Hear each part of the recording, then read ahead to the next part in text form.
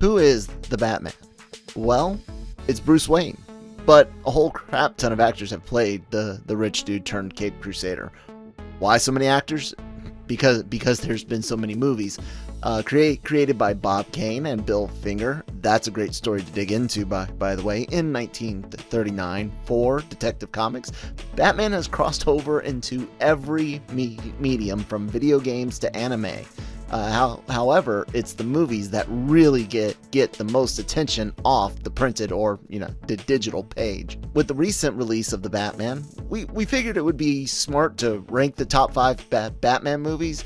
What would have really been smart was to have this ready for release last week, but here we are. The rules are simple. The top 5 Batman movies with Batman in the title, starting with 66 and going through this year's the Batman. However, we're only discussing the live action flicks. Sorry, but the animated films will get their time to shine on another day. Hi, I'm Kyle Malone. You might know me from such GenreVerse podcasts as GenreVerse Reviews and the Cantina. This is Ranking the GenreVerse. Let's rank the top 5 live action Batman movies. What the hell are you? I'm Batman. The Dark Knight trilogy was a sleeper hit.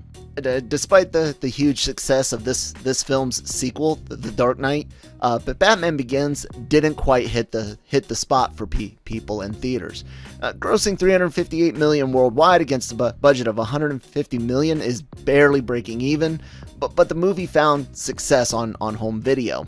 Starring Christian Bale as Bruce, or Batman, and directed by Christopher Nolan, this origin story took a more grounded and darker tone than the previous decade's Schumacher films. Although Batman Forever almost made this list, but that's a story for another day, maybe the Daily Cog. Bruce trains with Liam Neeson's Ra's al Ghul and his assassin league, the League of Shadows, before returning to Gotham after realizing assassins are a bad thing. It's a little bit more nuanced than that, but you get the gist. He gets some assistance from Lucius Fox, played by Morgan Freeman, for tech and gear, and heads out into Gotham to fight the bad guys. Into the Scarecrow, played by Cillian Murphy. This villain goes for the scare the pants off you approach. He's not alone though, as Bruce also has to deal with crime boss Carmine Falcone, and Ra's has to come back for the big finale. Some stuff is campy, like the Playboy Bruce scene, and the pace feels choppy at times, but the movie delivers a solid Batman experience with some deep cuts from the source material. We couldn't move on without mentioning Michael Caine's great take on Alfred Pennyworth, but there's another film to talk about him more with. Declared dead? Well, actually, it was Mr. Earl. He's taking the company public. He wanted to liquidate your majority shareholding. Those shares are worth quite a bit of money. Well, it's a good thing I left everything to you then. Quite so, sir. And you can borrow the rolls if you like. Just bring it back with a full tank. Don't kill me, man! Don't kill me! Don't kill me, man! I'm not going to kill you. I want you to do me a favor. I want you to tell all your friends about me. What are you? I'm Batman. 1989 was the year of the Bat. Superman had proven to be a Hollywood success a while ago, but most comic book properties were seen as kid stuff, and everyone thought of Adam West's Batman when it came to the Dark Knight. However, Tim Burton directed Mr. Mom into superhero history, and 1989's Batman proved that Batman was more than camp, mostly. Michael Keaton's take on Bruce Wayne was great, and he paired nicely with Jack Nicholson's Joker. The weirdness of Burton is felt throughout the film, especially during the musical bit. However, it's a truly classic Batman versus Joker tale. It blends 80s elements, the darker comics, with some of the camp of Batman 66, but it definitely delivered some cool visuals.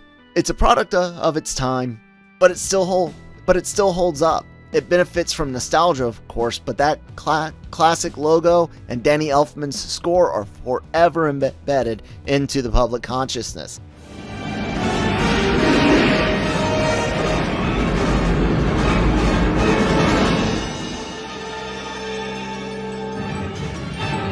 Okay, hold on. But before we get to our top 3 picks, please understand that these are like all gold medal movies, the best of the best, featuring The Dark Knight. We're down to like the personal bias of what makes a Batman movie a Batman movie. But hopefully that will make for good conversation down in the comments. Hit subscribe and then go talk there. On with the list. Good evening, ladies and gentlemen. We are tonight's entertainment. I only have one question.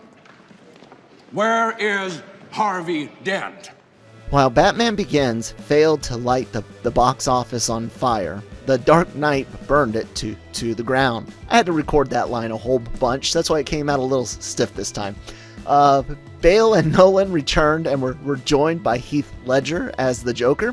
Tragically, Ledger would pass before the movie's release, but his performance is one of the best things ever filmed. Aaron Eckhart plays Harvey Dent, Two-Face, even though he doesn't get called that in the movie that I can remember.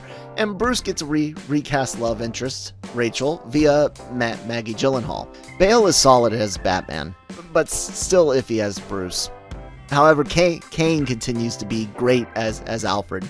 The greatest part of Kane's Pennyworth is that he gets to explore the familial relationship with Bruce in a way the older films didn't, and the Batman barely touches on. Kane is an amazing actor, and he really delivered on Alfred. It's all about the Joker, though, isn't it? From the magic trick to burning the money, and definitely the hospital scene, Ledger owns this movie. His interactions with Batman are intense, while his time with the criminals and Harvey Dent are unnerving. This is almost a Joker movie instead of a Batman one. Dent is good, but Eckhart's makeup and effects leave something to be desired. The love story is blah, but that's mostly because Bale is blah as Bruce, which is weird, because we see more Bruce than Bat, although he's usually in Bat mode on the inside during those scenes. The action is upped, the stakes are increased, and the memorable moments are endless. This is probably the best movie on this list, but this isn't the most complete Batman feeling movie. There's still some things missing. You've changed things. Forever. And why do you want to kill me? I don't want to kill you. What would I do without you? Go back to ripping off mob dealers? No, you complete me. The hell are you supposed to be?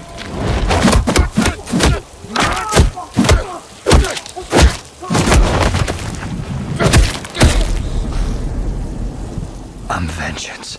We won't waste time with Twilight memes or anything like that. This is a great Batman movie. Pattinson is the Batman. Robert kills it with the physical acting, and he does it in one of the most badass bat suits ever seen, page or screen. Paul Dano does the Riddler of the 21st century, and we loved it. Also, Zoe Kravitz brought some sassiness back to Catwoman, and that was really cool, considering how boring Anne Hathaway's take on the role was. Not necessarily her fault. Matt Reeves delivered a near perfect take on a young Batman from his director's chair, and to help wrap up the gift that is this movie. Oh man, I'm sorry for messing up your last name, but Michael Giacchino created a real atmosphere with his music. The Batman focuses heavily on Batman. We spend more time with the Dark Knight in his suit than any movie beforehand. Don't quote us on that, but it sure felt like it. His detective process and crime fighting process are both put under a microscope in this film, and Pattinson masters acting through his body language and eyes. He has a presence on screen that no other Batman has. Bruce isn't the focus here, and therefore doesn't get a lot of thought.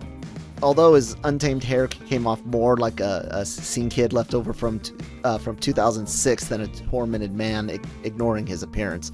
The approach the film takes with this side of the character makes us think we may be seeing the origin story of the Bruce Wayne play out. Unfortunately, the lack of Bruce means we didn't get a real good sense of Andy Serkis's Alfred. There's so much potential here, though. Hopefully we'll get more between them in the future. The Riddler is menacing, but manages a few genuine but dark, humorous jokes. Dono's breakdown when confronted with a flaw in his plan is wonderfully performed.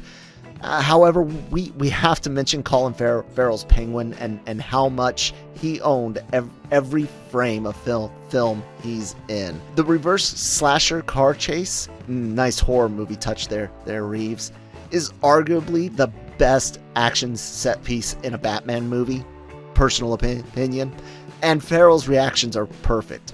The scene oozes with Michael Myers' intensity, but it's like Penguin is the victim that decided to have sex and gets got by the slasher, or in this case, Batman.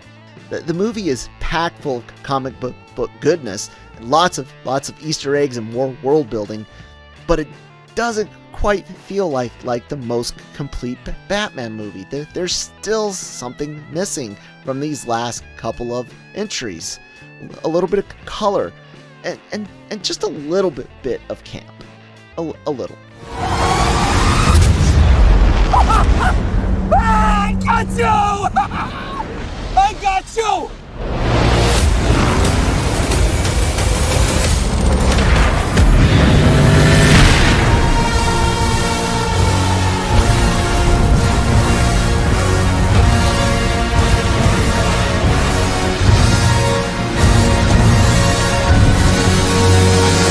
What's not missing is this segue to our sponsors over at GrowGeneration. GrowGeneration, where the pros go to grow. From propagation to harvest, they have everything you need for your special garden. GrowGeneration serves customers across the nation and carries a wide inventory of renowned cultivation brands. Go to www.growgeneration.com, where the pros go to grow.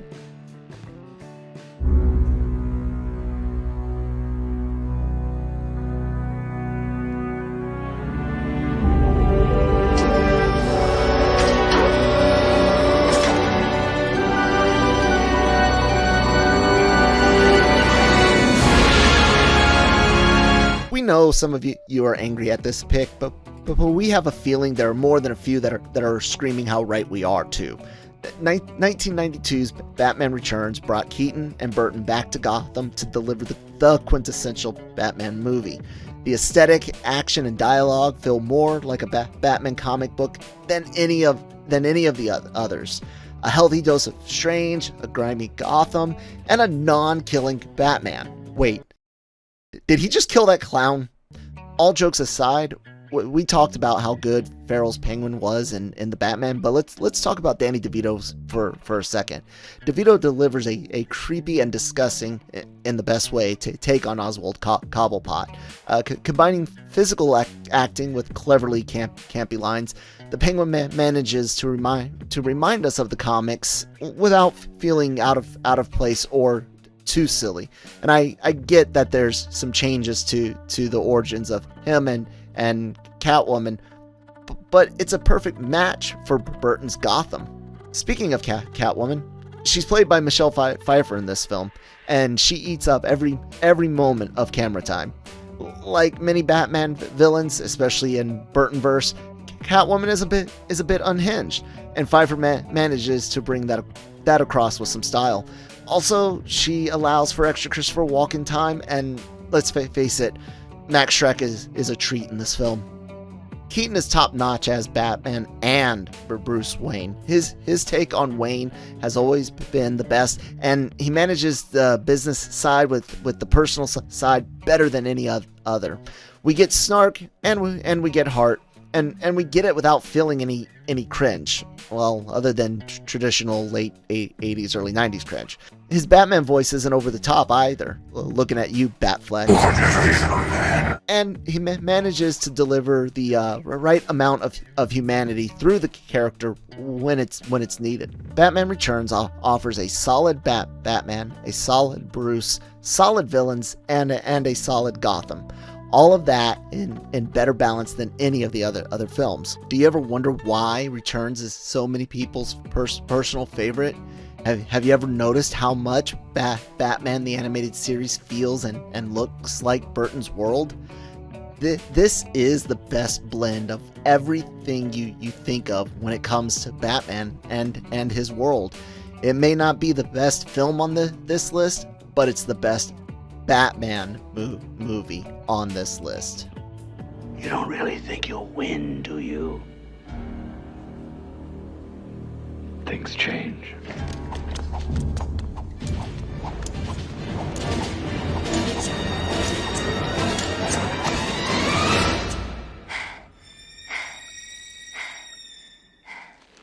Meow.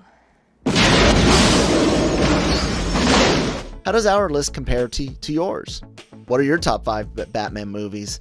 Let us know in the comments below. If you're watching us on YouTube, hit the subscribe button, please. And if you're listening on your favorite podcast app, follow us. Leave some thumbs up, down, reviews, comments, all that good stuff. Check out lrmonline.com every day for all of your entertainment news, needs, and opinions. I don't know why I pointed. I'm probably not going to put a picture here, but check that out. And yeah, I've been Kyle Malone, at that Kyle Malone on Twitter, and we'll see you next time.